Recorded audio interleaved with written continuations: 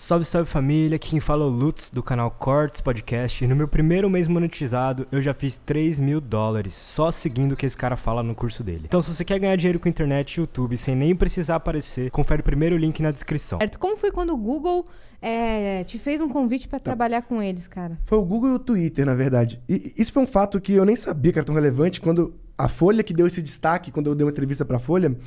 Como? Não, acho que ou o Projeto Draft, não tenho certeza, mas qual que vai a parada? O headline é bonito. Tipo, não, garoto recusou o Google e o Twitter. Mas na prática, não foi bem assim. No sentido de... eles têm políticas para quem resolve bugs. E eu era uma dessas pessoas que resolvia bugs. E no Twitter, em algum momento, eu resolvi um bug do Twitter que, inclusive, a equipe do Twitter, nem tinha instalado no Brasil ainda, entrou em contato comigo para descobrir que bug é esse, porque era um bug que só acontecia com acentos, só em português tinha. Então eles não sabiam que existiam. E eles pediram o meu código para poder usar o meu código na correção do bug. Foi muito legal. Eu tive uma relação com alguns funcionários do Twitter. Era bug de quê? Cara, era um bug que, tipo, quando você tinha acentuação, os arrobas e as hashtags ficavam deslinkadas e perdiam os links. Aí eu queria uma extensão para corrigir. Verdade! Aí os caras acharam isso legal e surgiu uma proposta. Tipo, olha, quando ele estiver no Brasil, a gente quer que você trabalhe aqui. E o Google tinha sido um pouco antes, por causa dessa época de bugs também, mas os headhunters sempre procuram talentos.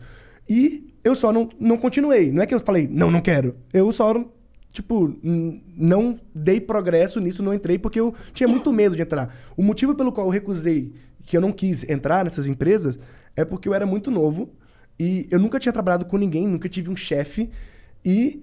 eu tinha uns horários muito loucos. Eu gosto de trabalhar de madrugada, eu não sou subordinado, principalmente naquela época. Então eu falei, cara, ser contratado pra uma empresa dessa é legal, mas ser demitido em 2 meses é uma merda.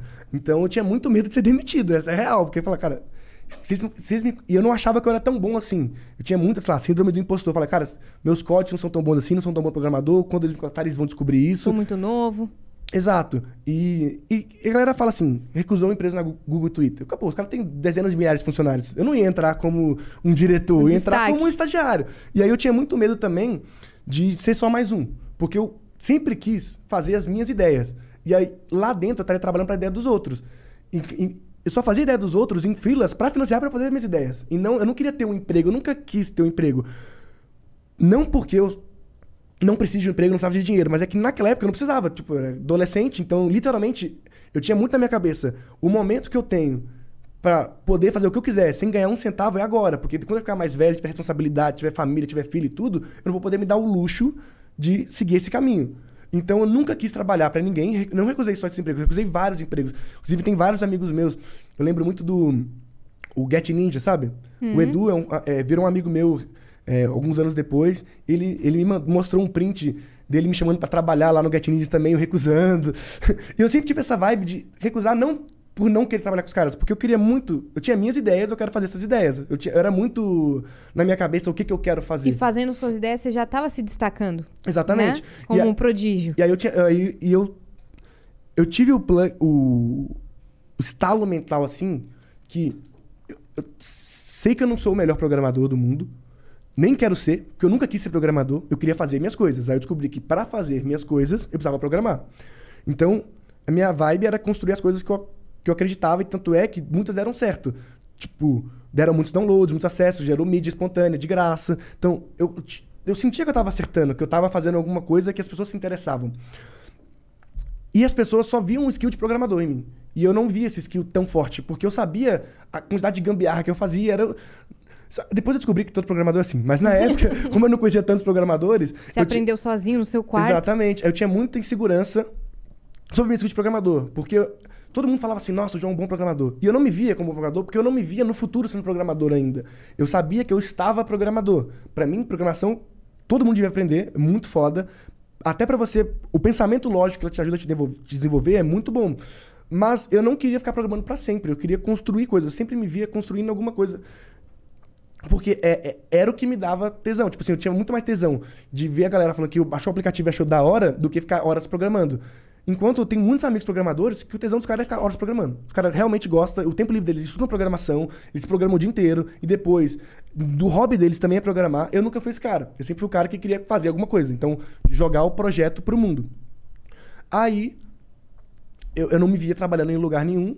E foi uma decisão que parece louca, mas deu certo. Então... E como eu era prodígio, eu perdi o raciocínio. Gente, é difícil. Não, pode continuar. O TDAH é foda. Mas como eu era prodígio, eu sabia que todos os destaques e portas que eu tava abrindo era muito pelo fator de eu ter 16 anos naquela época. Então, tipo, tenho 16 anos, isso é um diferencial.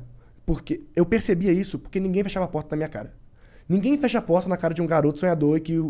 Eu via muito que as pessoas que eu abordava gostavam muito de mim e queriam que eu fosse filho delas. Tipo, uma coisa assim, pô, eu queria muito que meu filho fosse assim. Então, eu mandava e-mail pra CEO de empresa e eles me respondiam. Tipo, eu conseguia falar com o Jorge Paulo Lema, sabe? Mandando um e-mail. Caramba. Você pegava no afetivo, né? Mas não era... Hoje eu tenho essa visão, mas na época não era tão claro assim, mas eu sabia que era um diferencial pra eu ser jovem, porque quando eu conto minha história, pô, sou jovem, sou programador, tô criando uma parada, todo mundo fala assim, pô, legal, me dá um tempo pra... Por mais que não saísse nada, eu conseguia marcar uma reunião. Atenção. E eu achava que todo mundo conseguia. Aí depois eu fui percebendo que não. As pessoas, não é tão fácil assim falar com tantos CEOs, tantas pessoas. E eu falei, cara, eu preciso usar isso, porque quando eu tiver 25 anos, que é a idade que eu tenho hoje, eu não vou ter um diferencial mais por ser jovem, porque eu sou só mais um profissional. E aí, eu tive uma conversa com a minha mãe. Minha mãe é professora de português e é pastora também. Muito louco. E eu falei, mãe, eu vou largar a escola. Quando eu mudei pra São Paulo, eu larguei a escola. Isso eu não sabia.